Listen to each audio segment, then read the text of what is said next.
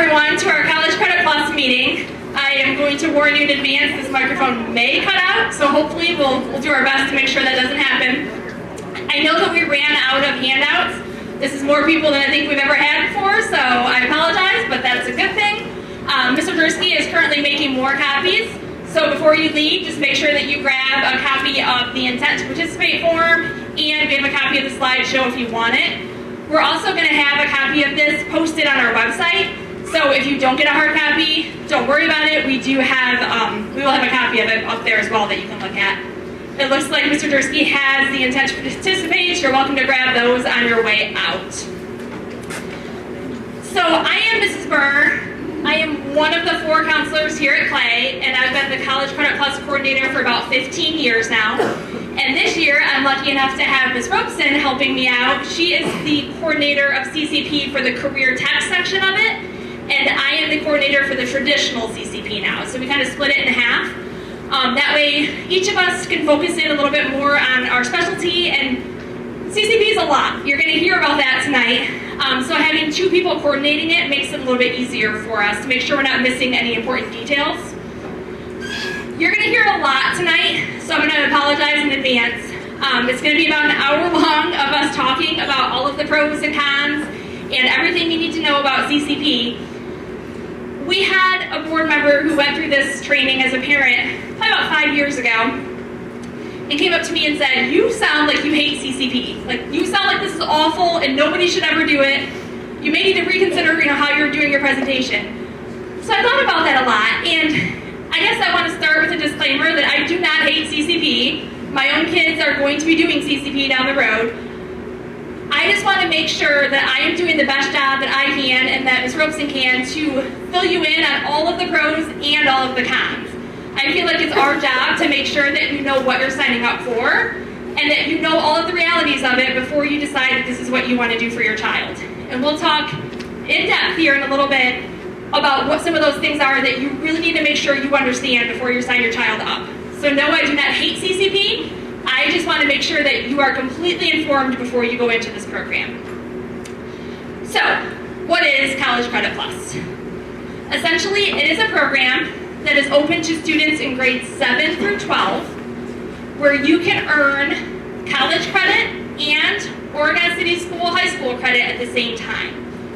So if you go to Owens and you take a composition English class, you are receiving credits at Owens on their transcript, and you're going to get high school credits for that exact same class.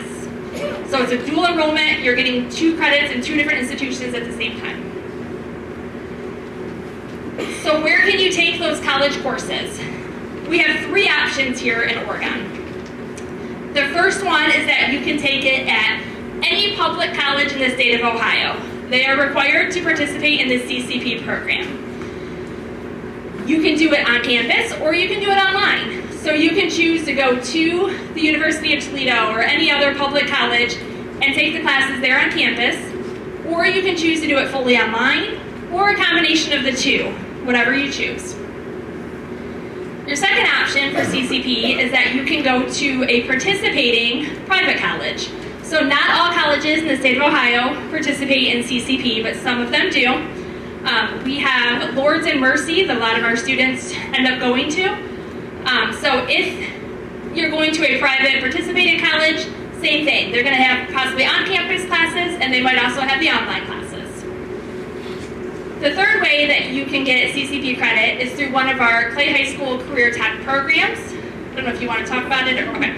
So we're going to talk a little bit more in depth about that here soon. But we have several Clay High School programs, which are our junior, senior level career tech programs that offer College Credit Plus. So those include the Agriculture and Environmental Program, Culinary, Advanced Manufacturing and Machining, and Marketing. If you're signed up for any of those for next school year, you can turn in the form this year and you can be getting those free college credits just by sitting here at Clay High School in our career tech program. And all of those credits would be through Owens Community College. So how do college courses earn you high school credit? There's a conversion chart up here. And again, I know that the slideshow you have is tiny. If you want to write notes, you can, but this will all be posted on our Oregon website here in the next couple of days. if you take a 3, 4, or 5 credit hour class at the college level, it's going to count for 1 full high school credit here at Clay. So that's what the majority of classes are when you get to the college level.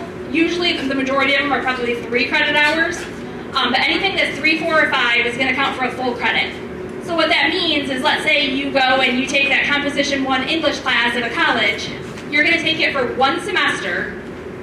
It's going to be 3 credits of college credit on your college transcript, and that's going to equate to 1 full credit of English here at Clay. So you're only in that college class for 1 semester, but it's equaling an entire credit here at Clay. And then if you're in a 2 credit hour course, it would be 2/3 of a high school credit. And if you're in a 1 credit course at college, it's going to count for 1/3 of a high school credit here at Clay.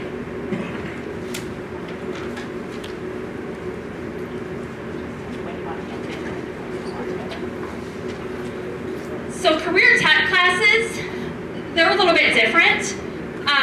If you are enrolled in one of our career tech CCP programs here at Clay that offers this CCP, you are going to earn the high school credits associated with this program. So you're also going to get college credits. So what that means is that, let's say you are in our marketing program, which is going to count, junior year is 2 credits for marketing. So let's say junior year, you're in our Clay High School marketing program, you're getting 2 Clay High School credits, but then you're also getting college credits. And we'll have a chart here in a little bit that shows you how many college credits you're getting. So the conversion is not the same for a career tech CCP. The conversion I just talked about with the 3, 4, or 5 credits equaling 1 credit here, that's only for our traditional side of CCP where you go to the campus or you do the online classes.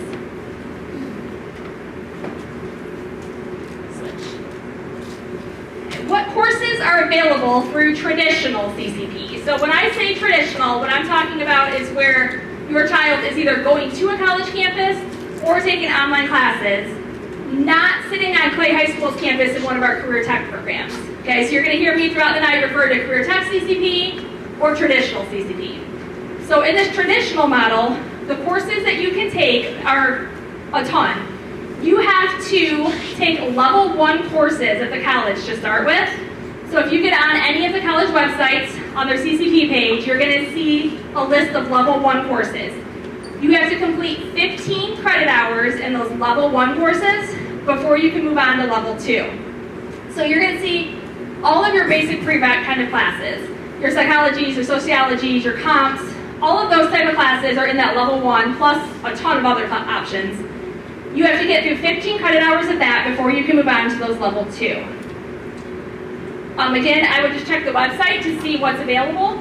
You will also have college advisors assigned to you who can help you figure out which classes would be the best fit for you.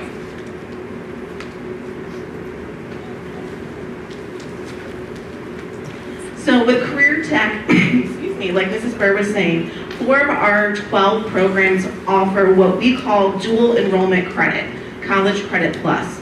So that's our ag program, our culinary arts, our advanced manufacturing, as well as our marketing programs. The way this works is that our teachers act as the adjunct professor here on campus. Those students in those 4 programs literally do nothing different than the next person sitting next to the person sitting next to them and earn college credit. Owens has agreed that the curriculum that we teach aligns with the specific courses that we have aligned, and our students do no extra coursework. They sit in those programs, those teachers act as the adjunct professor and give them a college credit or a grade at the end of the semester. So like I said, student A and student B are both taking marketing next year. Student A decides to sign up and student B does not. They complete the same exact coursework all semester. Student A gets college credit, student B does not. So it's a pretty awesome deal for our students in those 4 programs. They will take the same assessments, graded the same way, and they are then, excuse me, able to earn that college credit.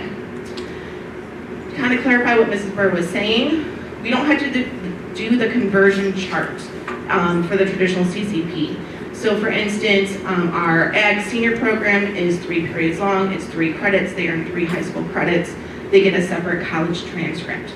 They still get the credits, it's just on a different transcript, not necessarily for high school. So this chart kind of gives you an idea of how many credits. Just to kind of summarize, our ag program students can earn up to 4 college credits if they have taken ag 1, 2, 3, and 4. Our culinary students can earn up to 4 credits. Based on the way that our courses are offered, they might earn 2 junior year, 2 senior year, or just 4 senior year. For next year, we've been on the 2 and 2 schedule, so only seniors will earn 2 college credits. So for the class of 2027, if that's your graduating year, you would earn all 4 college credits your senior year. Our manufacturing students can earn up to 10 college credits, and our marketing students can earn up to 9. So we have worked with our college partner, Owens Community College, to ensure that those credits are able to be earned.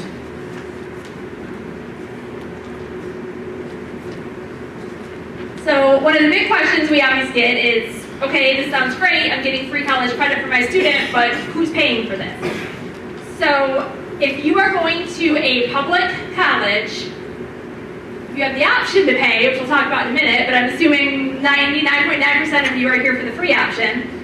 So if you're attending that public college, you will not be charged for tuition or books. It is covered by Oregon City Schools. If you're going to one of the participating private colleges, there may be a fee for some kind of tuition. I can tell you Mercy and Lourdes that we work with here do not charge anything. But I can't guarantee that a private college would not charge anything, so that's something that we would have to discuss if your child wants to go to a private college for CCP. And if you're participating in one of our career tech programs, it is completely covered through Oregon City Schools. Again, there would be no charge to you. So you have 2 options. When you decide that you want to sign up for CCP, you're going to fill out a form and return it to either myself or Ms. Robeson. On that form, you have to put whether you want option A or option B for the funding. Option A is where you would choose to self-pay.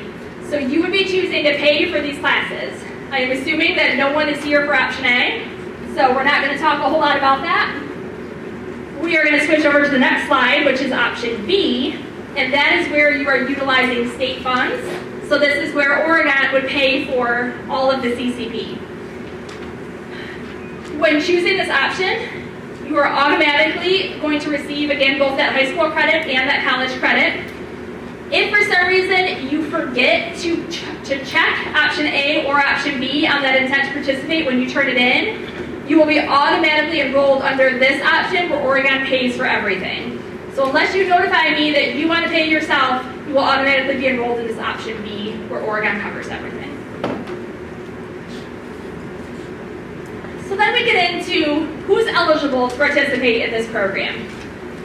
Like I said, you have to be in grades 7 through 12.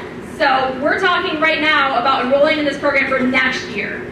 So you would have to be a current 6th through 11th grader in order to participate for next school year. And you have to meet one of the following criteria in order to be eligible. So if you have a 3.0 cumulative unweighted GPA, so that means we're not on an honors or AP scale, we're on the general 4.0 scale. If you have a 3.0, you will be eligible for CCP. Or if you have a 2.75 cumulative unweighted GPA and an A or a B in a relevant high school course. So this gets a little gray. This is where I defer to the colleges and I say, are they eligible or not? What we would do is we would put you in the probably eligible if you have that 2.75 and you have an A or a B, but that would be up to the college to determine whether you have an A or a B in the subject area that they're looking for. Because every college does this a little bit differently. The third way that you can be eligible is by obtaining a certain score. It's called an assessment threshold score, so on standardized testing. So on the next chart, you will see those scores. So we're looking primarily at the ACT typically, where you would have to have an 18 in English, or a 22 in reading, or a 22 in math. And again, every college does this a little differently. Some will say, okay, you have a 22 in reading, you met that score, but because you didn't have it in math, you can only take English classes. They all kind of do it a little differently. So this is where, again, I default to the college and I say, are they eligible? And if so, what classes can they take? The other way, you can do the SAT as well. The majority of our students take the ACT because we are an ACT high school where we give it to all juniors, so that's why we kind of default to that one. Certainly if your student is taking the SAT, they can use those scores as well. We will also have the AccuPlacer. Some of our students will do that. That is a test where if you are a traditional CCP student, you can go to the college campus and you can take the AccuPlacer to try to score those threshold scores. If you are a career tech student, we are going to bring Owens on campus and give that AccuPlacer test to you if you need it.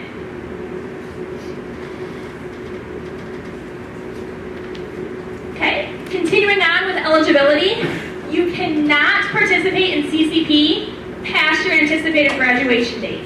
So all this is saying is that you cannot decide senior year that you want to fail a class and come back for a 5th year so that you can do a full year of CCP on us.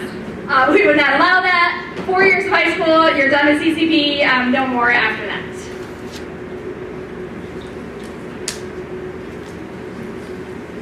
As far as acceptance and scheduling goes, we will assist you in any way we can to gain admission. So that means that we will meet with your student, we will help them through the application process, we will send standardized test scores, transcripts, report cards, whatever it might be. It's going to look different depending on what grade level your student's in. Here at the high school, we have transcripts we send. The younger grades, the counselors will send standardized test scores, they'll send report cards, they'll send whatever they need to send. So we will help you in all of that, but ultimately, we as Oregon City Schools are not the ones who decide whether your student gets into that college or not. That is ultimately up to the college to decide. So we will not take responsibility for making that decision. We will just help your child make sure that they have everything turned in to be eligible. We have all students, regardless of grade, create a full Oregon City Schools schedule until their CCP schedule is complete. The reason for this is that we have students all the time who say, during our scheduling process, which we were supposed to start today, which never fails, as soon as scheduling at the high school starts, we have a snow day, so we knew that was going to happen. But when we sit down with them, we'll have students all the time say, I'm not going to sign up for English, I'm not going to sign up for math, I'm going to do it through CCP. Which is fine in theory. The problem is that a lot of times they'll come back and change their minds for a variety of reasons. And if we didn't sign them up for an Oregon City Schools class, they might get locked out of it because classes get full. So we want to make sure that every student has a full Oregon schedule here so they're not locked out of anything. And then once we know they followed through it, they've been accepted, they've created a schedule through CCP, and they bring it back to us and show us, then we'll go ahead and we'll adjust their Oregon schedule here. We will, yeah, you can move on to the next one. Okay. So, this is something that I cannot stress enough. You'll see that there is a red text here. If a student decides to sign up for a CCP class and tells us about it, and we're aware, and then they withdraw from it, we will, first of all, enroll them in whatever those original classes were that we scheduled them for here. But also, it is the student's responsibility to notify us when they have dropped a CCP class. We do not always get that notification from the college. So in the first 14 days of signing up for a CCP class, so from the first day of whatever date the college starts, you have 14 days to drop that CCP class with no penalty. After that 14 days, we'll talk a little bit more about that here in a minute, but there's financial responsibilities. What happens is that we know if a student dropped in that first 14-day no penalty window, but we don't always know after that. So like this year as an example, we had a senior who, unbeknownst to us, dropped his English first semester. We didn't know about it until last week. So we're now scrambling to figure out how the senior is going to get their English credit that they need to graduate. So it is imperative that if your student drops a class from CCP, that they tell their counselors that we can make adjustments and make sure that all requirements are being met. We will make every effort we can with scheduling to help accommodate schedules. However, I will tell you right now that one of the big cons we'll talk about here in a little bit is that there will undoubtedly be scheduling conflicts. And we will not adjust our master schedule to accommodate those scheduling conflicts. And again, we'll talk more about that. Okay, so if you decide you want to do CCP, you need to know that there is a credit limit. So you can only take a certain number of classes. If you were to decide to do a full CCP schedule and never set foot in Oregon schools, which some of our students do, you are allowed to have 30 credits of college classes per year. So again, most classes are going to be 3 credits, so you would have somewhere around 10 classes that you could take for the year through CCP. If you decide to do more of a hybrid schedule, where you do some of your classes here through Oregon, and then maybe just pick up a class or 2 through CCP, which is what the majority of our students do, there is a formula. And this gets tricky, so if you have questions about it, just come see us. The counselors are constantly looking at this for all of our students, making sure that you're not going over the credit limit. But essentially what you would do is you would take the number of high school credits that you have and multiply that by 3, subtract that number from 30, and that tells you how many CCP credits you can have. So in this example, if the student has on their Clay High School schedule 1 credit of American history, 1 credit of language arts, and 1 credit of biology, and they're taking everything else through CCP, that would give them 3 credits here at Clay High School.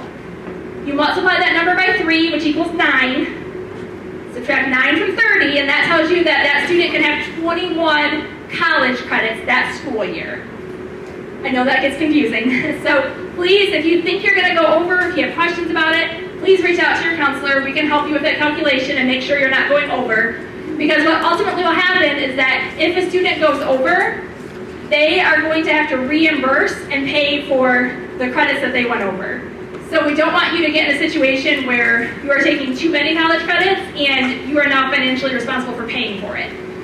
So the counselors are doing our best to constantly look at this and make sure that you're not going over, but this is where things get tricky because sometimes you guys will add classes or drop classes and we don't always know what's happening. We're not always made aware in real time. So that's why it's so important to communicate with us and make sure that we know all schedule changes and make sure that we know that you're not going over on credits. Note that if you are in one of the career tech programs, that factor is totally different as far as counting credits. So that's something that we are taking care of on our end. We will work with you if you are somebody who's doing career tech. So we have 3 options. We have the traditional CCP, the career tech CCP that Ms. Robeson does, and then dual, which is where a student is enrolled in a career tech program and doing CCP through one of those 4 programs. But then they're also going on their own to a college campus and maybe taking an English class or something like that. That's called dual CCP. In those situations, just talk with me or have your students talk with me. I will help them figure out the calculation because that gets really tricky. Okay, so we're going to talk about CCP and your GPA. So if you are in that option B, that free option where Oregon pays for it, you will receive the letter grade issued by the college, not the percentage, on both your college and your high school transcript. So understand that the college percentages and Oregon schools percentages may not line up. So what I mean by that is that a student may receive a 90% at the college, which here at Oregon schools would count as an A-, but at the college, a 90% may be a B+ for them. So understand that those grading scales do not always align, and you're going to receive the letter grade issued by the college. Also, for students who enroll in that option B through Career Tech CCP, you're going to receive the percentage grade issued by their Clay High School teacher. Because remember, in that option, they're sitting here on our college or on our high school campus. They are taking our high school Career Tech class by our teachers. So they're going to receive our Clay High School grade. They're not looking at the grading scale of the college. They're looking at what the teacher here is issuing.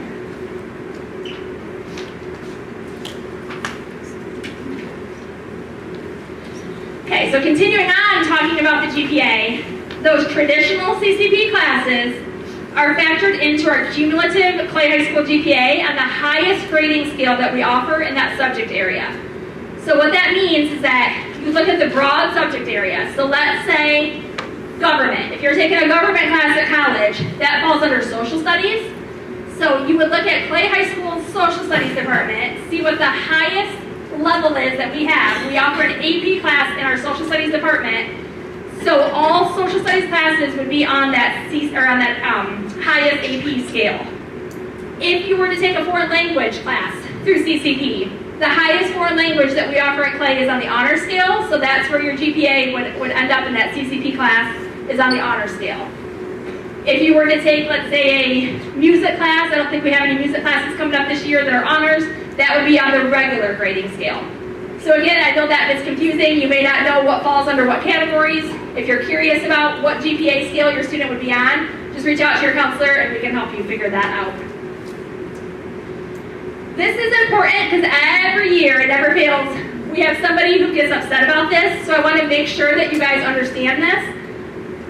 When you're taking those traditional CCP classes, they will not factor into quarter honor roll.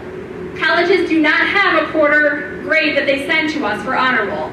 So your student will not be in the newspaper, your student's name will not be listed as having 4-year honor roll, because they would skip out on some of those quarters of honor roll since they're at the college level. So every year I feel so bad because parents will call and say, like, my kid got straight A's, like, why are we not recognizing them as 4-year honor roll? It's because they did CCP, we didn't have quarter grades from the college. So that's one of those cons of CCP if that's something that's important to you.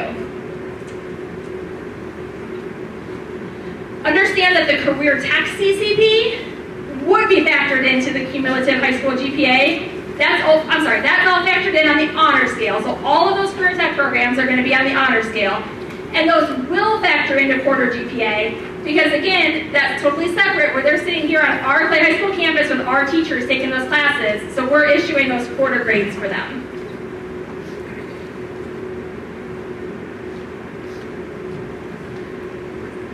Ohio State tests, so the OSTs, students can do substitutions. So if they're, whatever grade they earn in CCP courses, in American history, American government, or biology, those can substitute in for end of course exams. So this is something that is very convoluted. I won't take a whole lot of time to explain, but just understand that if they take a CCP course in American history, government, or biology, and depending on what their grade is, that can earn them points toward their OSTs. And that's something that counselors are tracking, and if you have specific questions about it, just let me know and I can talk to you about that further.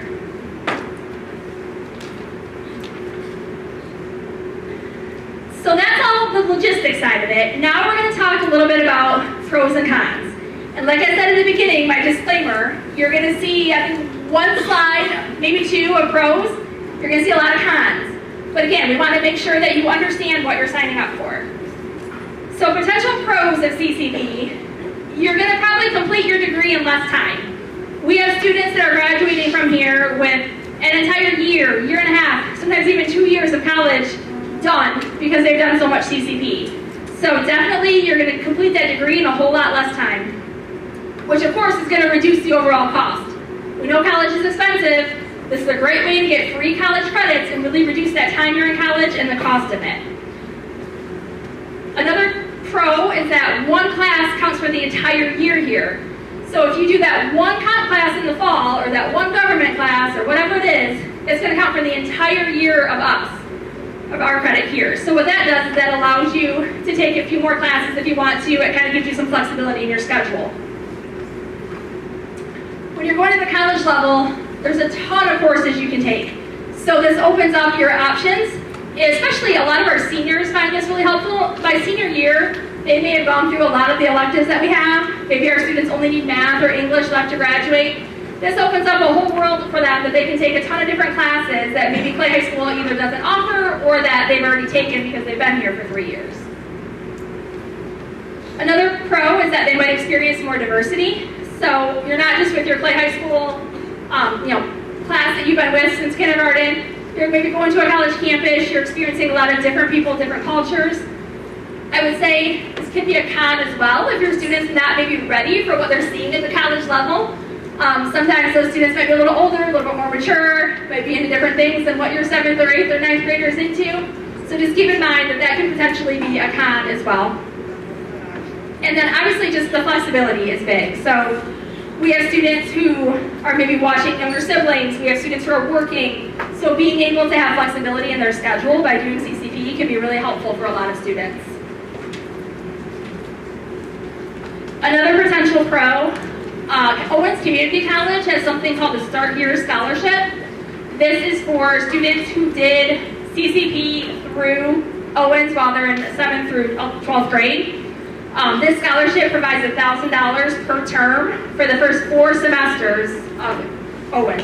So this can be a huge scholarship for those students who are doing CCP through Owens. I would encourage you to check their website. They did just update this in like March of last year. This got updated. So I would definitely encourage you to check out the website and make sure that you have the most updated information on that scholarship if you're interested. There's also a lot of academic support. So there's potentially things like computer labs, career development labs, libraries, tutoring services, all kinds of different things that the college or that the CCP students can take advantage of on that college campus. Some of our students have gone to writing labs and math labs to get extra help. So lots of support. If you're a CCP student, you are considered one of those college students. You're welcome on campus. You're welcome to use those facilities and get that extra support. You could potentially use the rec facilities, go to the sporting events. A lot of that is included with being a CCP student. Understand, however, that you're not eligible to participate in any of the clubs or organizations or athletics as a CCP student. So you can go use those facilities that they have, those support services, but you can't actually participate or enroll in any kind of clubs or athletics because you're not technically a student yet. You're still a high school or a junior high student.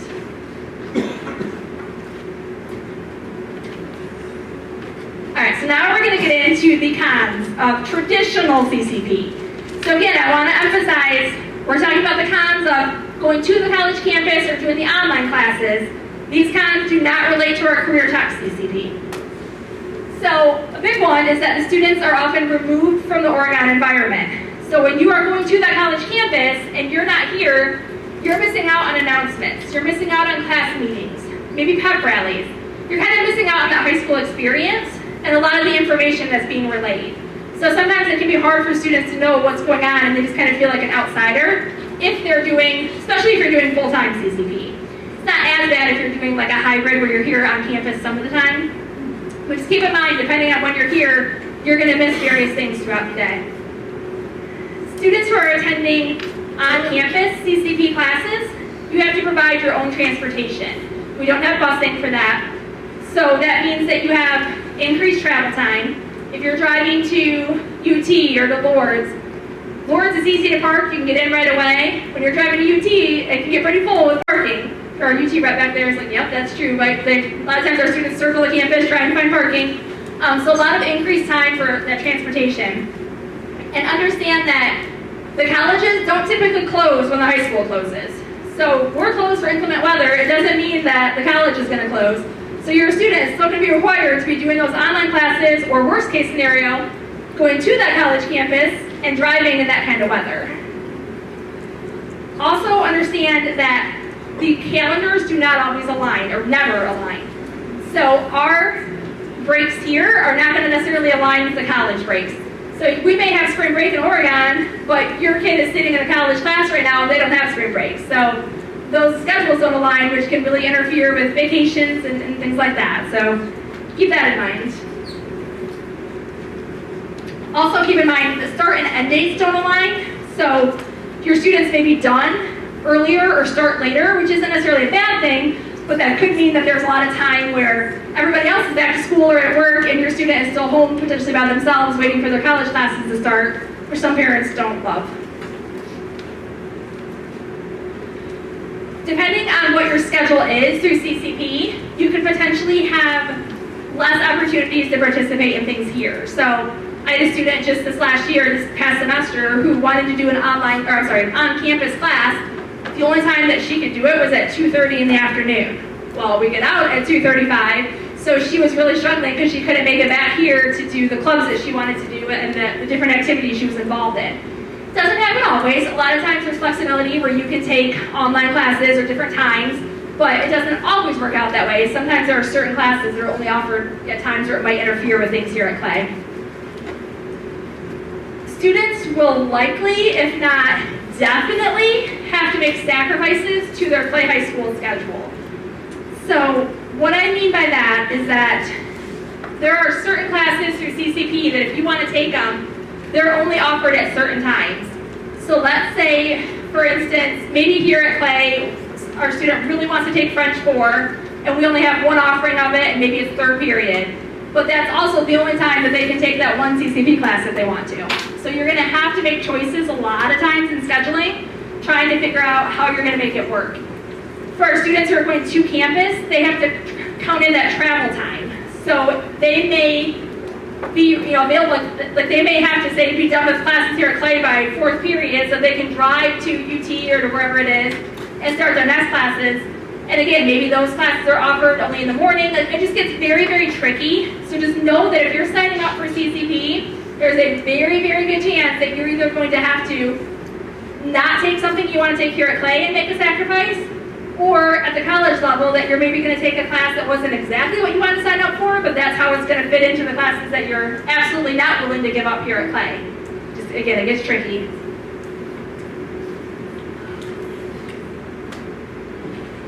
There also could be increased student responsibility for learning. This one for me is really big. As a counselor, I see our students all of the time who really have to start taking ownership when they're taking a college course. So this is where it gets really important to think to yourself, is my student ready to really take on that additional responsibility of learning?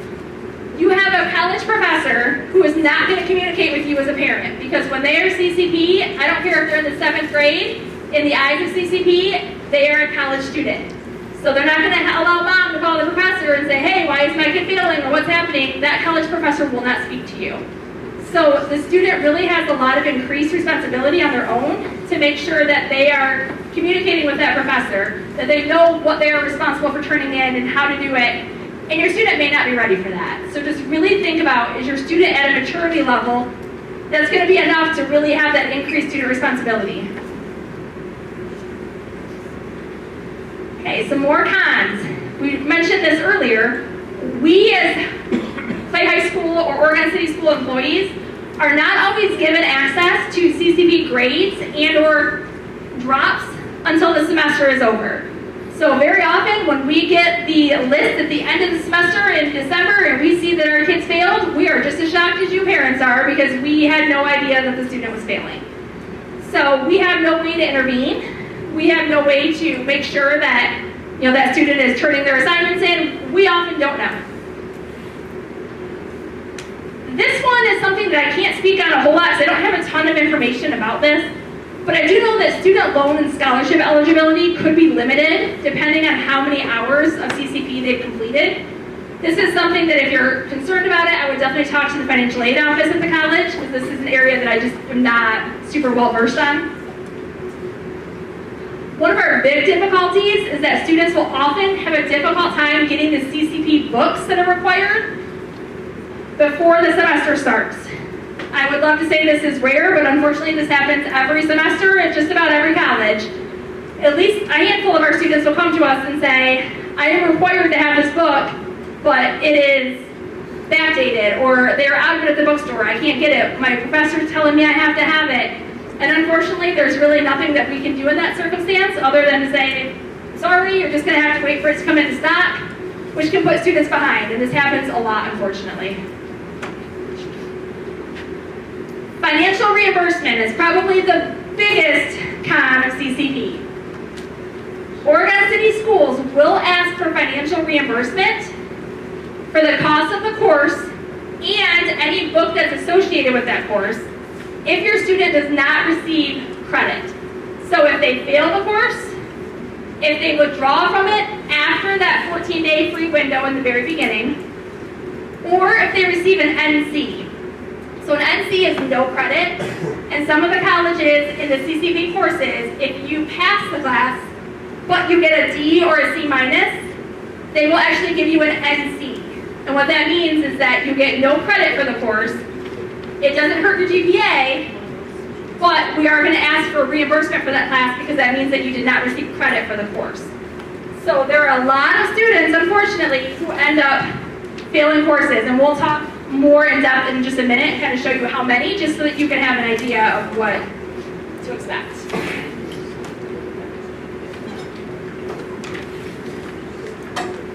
It's a lot from Mrs. Burr. Whew. So from the career tech standpoint, is completely different in terms of pros and cons. I have one slide with 5 bullet points from that standpoint. So drastically different than our traditional route. So our agricultural senior students, our culinary, advanced manufacturing, and marketing students who are taking it here on Clay High School campus, the pro is that they are completing regular coursework and college coursework at the same time, meaning that they are doing nothing different from their peers in their classroom. I taught marketing before moving into our career tech office. You know, sometimes I'd have half the students, whatever it happens to be, they're all doing the same things, same assignments, all of the above. But if those signed up said I wanted to get CCP credit, they get that in addition to the regular high school credit. Their CHS instructor is their CCP instructor. So as Mrs. Burr was talking about, especially for those online courses for our traditional students, we really don't have a lot of connection with their instructor. If they're struggling in terms of career tech CCP, their career tech teacher is their CCP instructor. So that's a huge benefit from that standpoint, as well as a little bump in terms of their GPA. So our students who are enrolled in earning that CCP credit are getting that honor scale compared to their peers in their programs who are doing the same coursework, have decided not to take advantage, and are just earning their regular credit from that standpoint. I can't say enough about this opportunity as a former instructor and now in our career tech office. However, in terms of cons, there are cons. Just as a traditional student, if the student does fail the course, they will not only fail the high school credit here, but also have to reimburse the school district for that college credit that they did not earn, because we still paid for it in terms of the school district. And we did have this happen a couple times within our core programs. If a student does fail a course, they may be on academic probation. So for instance, they maybe failed a course or got a D, no credit. In the fall, they had planned to take another CCP course in the spring, and they're not eligible to do so. So that might be another con from that standpoint. Once again, this is just for our career tech CCP programs, again, that ag, culinary, machining, and marketing. Yeah, her job's way easier. I'm kind of jealous with the pros and cons. I know, I'm so sorry. I hate listening to myself drone on for an hour. I know it's rough. Again, we just want to make sure you know all sides of it. So, another potential con is that there is mature content. Most classes are not going to have this, but you may have a student who, for instance, is taking an art class through CCP, and one of their assignments might be to sketch a nude person, or something along that line. So just understand again that there could potentially be mature content. The state of Ohio has actually come out and made all CCP students sign a form saying that they could potentially experience mature content in their classes. We also, our career tech CCP kids have to sign it because they're in CCP. I can promise you they're not going to have mature content here at Clay High School in their career tech classes. However, all CCP students will be required to fill out a form for that. So, if you fail a CCP course, what happens? If you receive an F, you are going to have that F on both your high school transcript and on your college transcript, and it's going to be computed into both GPAs as an F, as a 0. If you withdraw, again, after that first 14 days, free withdrawal, nothing happens. After 14 days, if you withdraw from the college course, you're going to receive a W on both the high school transcript and the college transcript, but it will not be computed into the GPAs. So the advantage to this is that if you know that you are going to fail, you are not doing well in the class, you can withdraw from it and save that F from going into your transcripts, but understand that there would still be a W on your transcript that would show, and we would ask for financial reimbursement as well. We talked about how some colleges assign an NC if you receive lower than a C in the class. This again would result in no credit on the college or high school transcript, but it does not factor into GPA. So again, if you receive one of those non-passing grades, if you get a W, an F, an incomplete, an NC, anything like that, we will ask for reimbursement for the amount of the course and the textbook that's associated with it. We will also withhold final transcripts and diploma until that reimbursement is made. So if you are a senior and you have not paid for one of these failed or withdrawn CCP courses, you'll be getting a call from us saying, hey, unfortunately, unfortunately you owe money and you can't walk at graduation and receive your diploma until those fees are paid. Again, if you sign up for a CCP class, you have to attend it.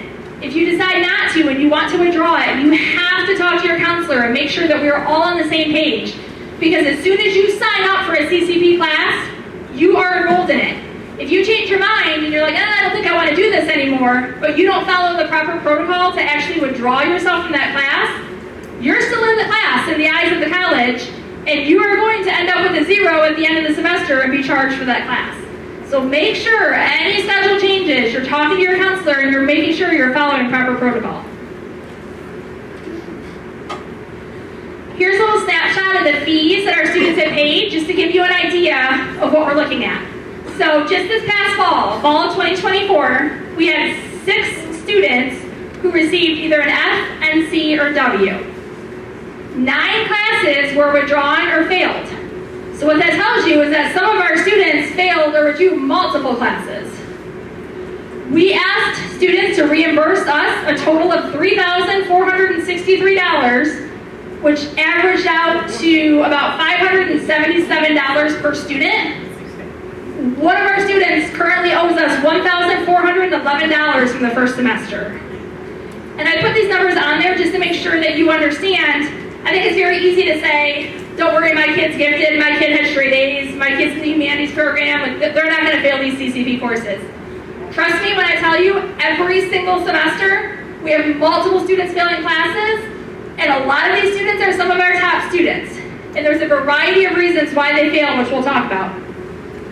In the previous year, during the 23-24 school year, we had 14 students who did not receive credit in a class, 18 classes were withdrawn or failed, and that averaged out to about $488 per student that we asked for reimbursement. So we decided to ask the students, why are you failing? What's going on? We want to tell the parents so that they can be informed. So here are some of the top reasons that they gave us. One is that there was a language barrier with my professor. English was not their first language, and I struggled to understand what they were saying. Notes were half in English, half in another language. You would forget sometimes, and I couldn't understand what the notes said. Somebody said there was little to no communication with my professor. I reached out several times, voicemails, emails, no response. I turned in an essay which received an F because I was told that I wrote on the wrong topic. I had no chance to redo the essay. Again, remember, you're a college student at this point. It's not like here at Facet or at Clay where we're probably going to coddle you a little bit and remind you and let you maybe redo things. That doesn't always happen at the college level. Another student said, I was having difficulty navigating the online Blackboard system and didn't realize I had assignments until they were past due, and at that point I had no options. I turned in a major assignment, my professor had no record of it, and would not let me resubmit it. I was too overwhelmed balancing Clay High School classes, extracurriculars, and college classes. I couldn't keep up with everything, and frankly my online CCP classes were the easiest thing to push aside. So I didn't do them. I took a college class too early. I just wasn't ready for the commitment. I fell behind on my work when I decided to be a camp counselor for 6th graders.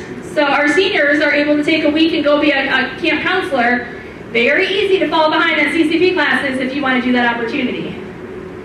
I didn't have access to the required textbook in time, and I fell behind without it. Okay, so just some examples for you. So if this happens to your student, where they fail a class, if their cumulative college GPA falls below a 2.0, they're going to go on to academic probation, which Ms. Robeson referenced earlier. Or if they withdraw from 2 or more courses in the same semester, they will also go on academic CCP probation. What this means is that the following semester, they can only enroll in 1 CCP course, and it cannot be in the subject area where they received that D or F or where they withdrew. So they're limited in how many college courses they can take that following semester. If on that probation semester they do not raise their GPA to above a 2.0, they would then be dismissed from the CCP program.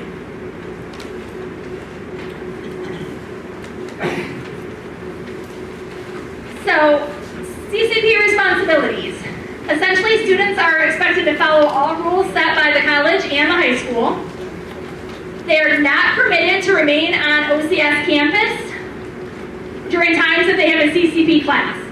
So let's say that they have Clay High School classes the first 4 periods of the day.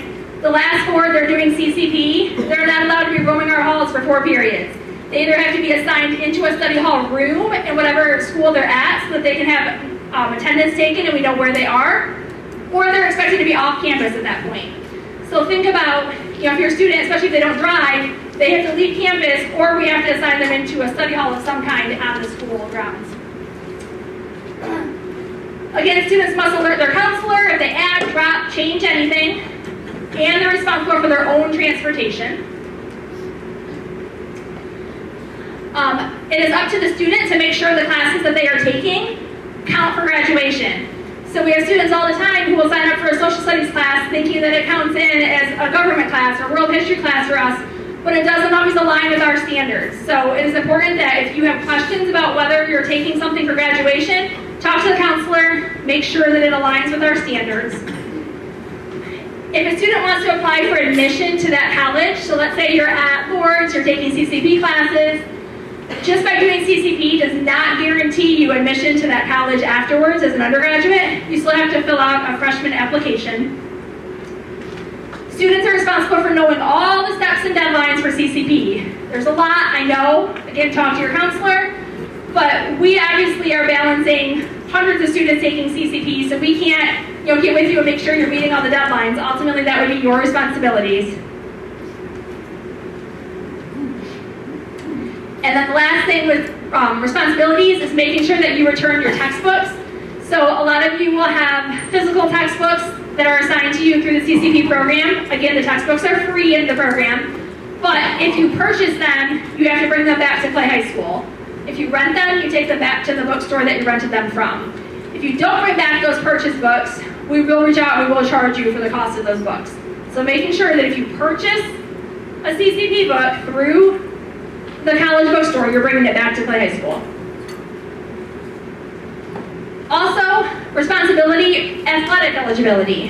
The best thing I can tell you to do is to check with the athletic director at your school to make sure that you are meeting the eligibility requirements.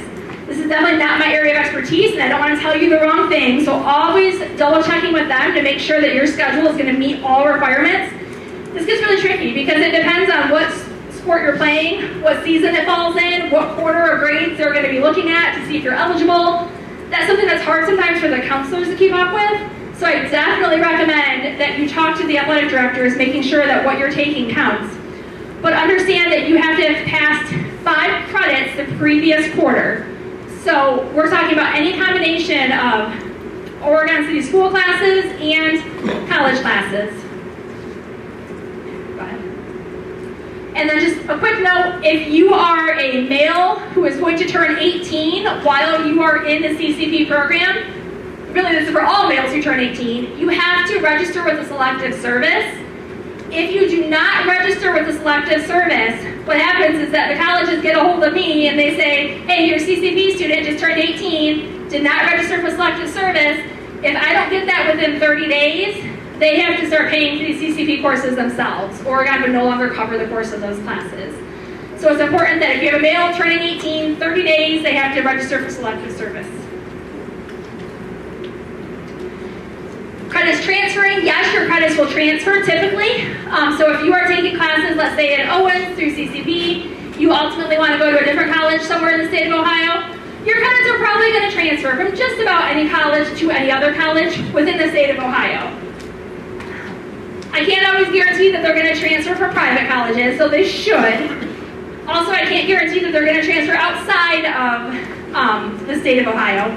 The best thing that you can do, if you get on to transferology.com, on there you can typically type in the class you're taking and whatever university you want to go to ultimately, and it'll tell you if it transfers over. Or just talk to your college advisor, and again, they'll be able to help you make a decision on which classes you should take that will transfer. Okay, so just for my to-be seniors, we will put your CCP credits on your high school transcript. However, in order for your college credits to transfer to a different institution, So let's say you did all your CCP through Mercy, and now you decided you're graduating and you want to go on and you're going to University of Cincinnati.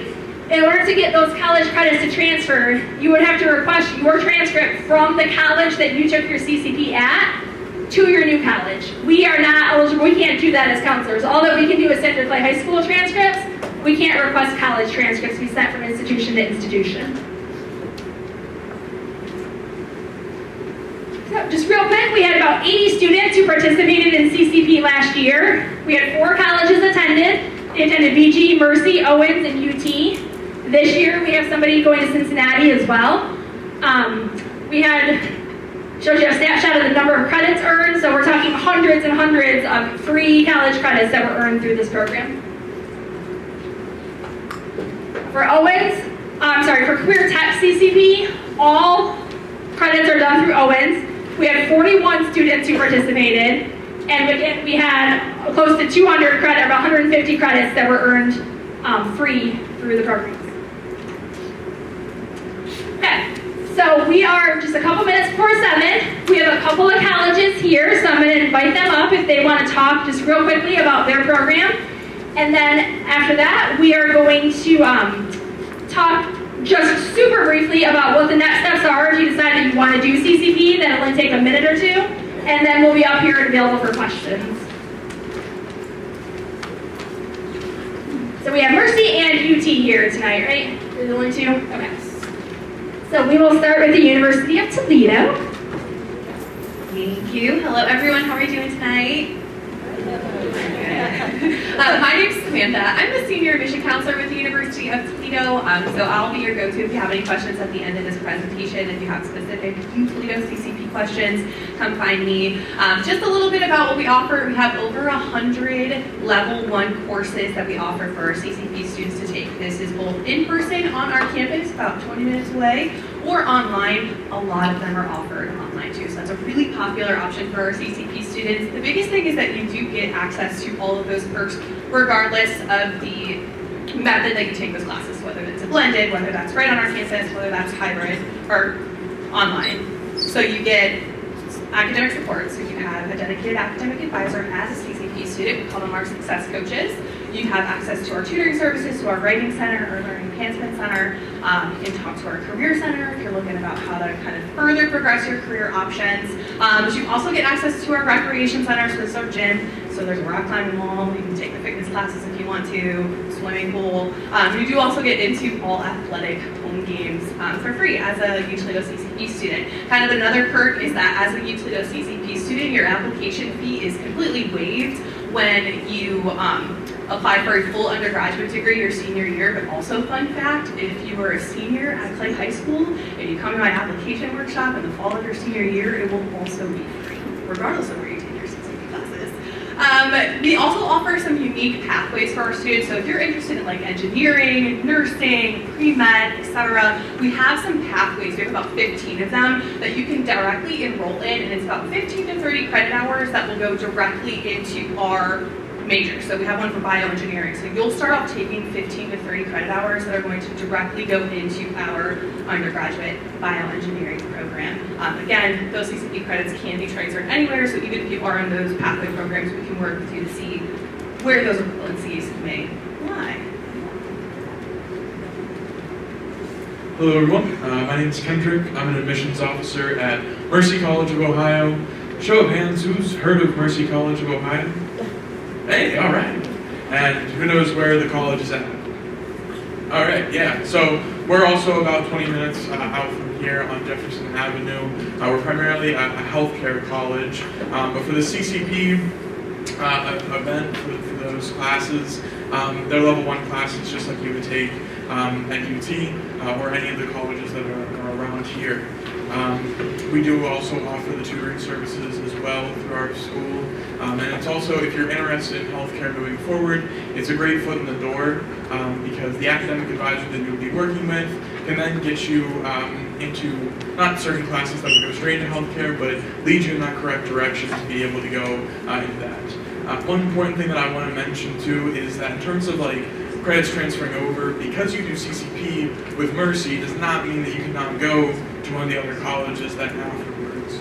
So keep that in mind, that just because you're getting CCP credits from some other places, those should transfer over in the state of Ohio to those different schools to have that. Mercy College is also a lot smaller fit. We're 2 buildings that used to be a hospital, and so you kind of have that healthcare field of things, but also, your average class size is between 20 to 25 students, and a majority of these CCP classes are online for us as well, so just something to keep in mind for later on. I have some folders in the back. I do not have nearly enough. This is a wonderful crowd to have to give to everybody. If you're interested though, I have those, and I will also take out what is in these. So if you want to take photos of them, you can. I'll also have interest forms in the back as well, and you can fill out to learn more information about us. Inside here just kind of gives you a checklist of what to do for your application and what we need to get things started. So we appreciate your time today, though. So thank you very much.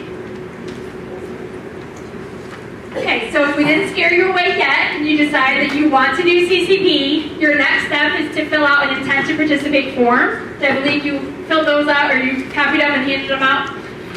April 1st is the deadline, so we're going to start with just the traditional CCP. So my side of it, if you want to go to the college campus or take an online class, you fill out that intent to participate form, and I have to have it by April 1st, 2025. So if you are at Clay, bring it to me. If you're at one of the other buildings, take it to your counselor and they will get it to me. But I have to have it by April 1st. That is the hard deadline. If I do not have that in my hands by April 1st, you will not be eligible to do CCP for next school year. What will happen after you turn that form in is that your student's counselor will meet with them individually to talk about what college they want to go to and help them fill out that application and make sure that they know the next steps. If they do not meet one of those eligibility requirements that we talked about, we will give them directions on how to get to that college campus to take the AccuPlacer test. If they get a high enough score on that test, it's their responsibility to bring it back to us and show us proof of that test so that we know that we can move on and that they're good to go. Then once we've done our part to help them get it, I'll apply to the college. They will wait for an acceptance letter from the college, and then they'll work with them to create their college schedule, and they will actually bring that back to us then before the school year is out so that we can adjust their schedule here in Oregon City Schools. The biggest thing for the traditional CCP is getting that intent to participate form back to me by April 1st. And that does not mean that you are set to do CCP. It just means that you're still interested and you want to do those next steps.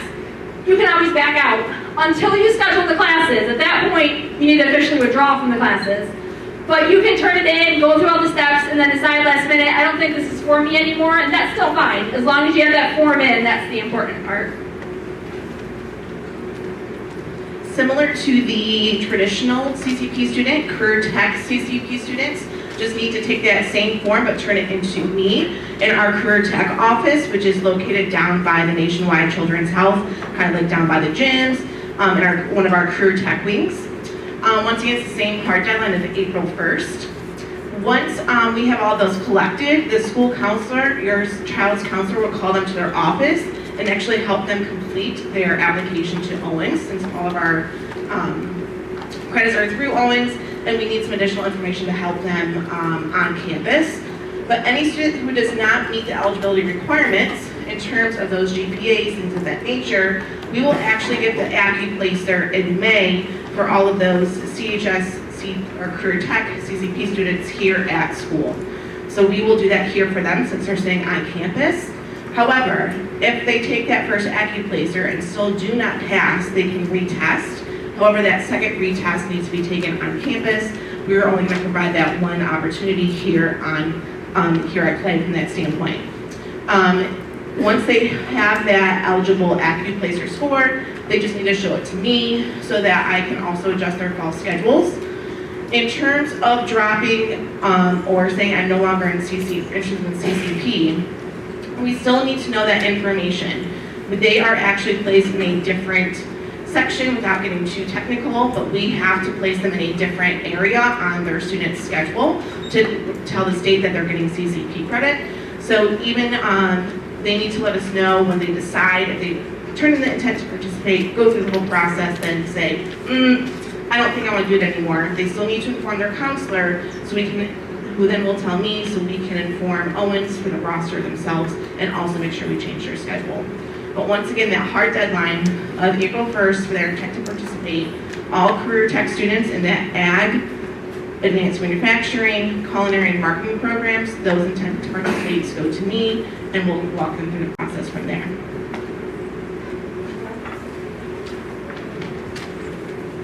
First of all, thank you for showing an interest in your child today. This is the largest crowd we've ever had for a CCP meeting, and Mrs. Burr was just telling me before that she had X amount of parents request the video as well. So this is a great turnout today. I thank you for showing up. And students, we get you back into the building one way or another, whether you got school or not. You're here today. That's great. I know you're loving every minute of this. One thing I have to say is please, know your child. You know your child better than we do. Make sure your child is ready and able to handle a college class. Majority of them are online, which means they are responsible for hitting those deadlines, those submissions, those discussion boards, whatever it may be. Make sure your child is organized, can handle working on their own, and is self-motivated. And if they are not, CCP maybe this year isn't the right spot for them.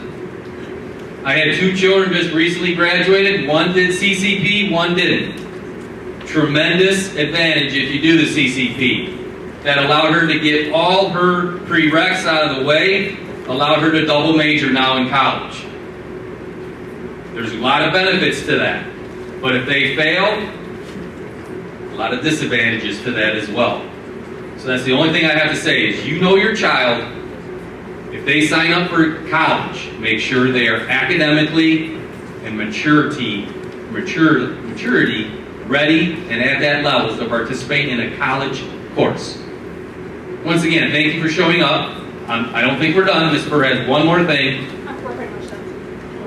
So at this point, we really are done. We're going to stay up here and take any questions if you guys want to come up here and ask.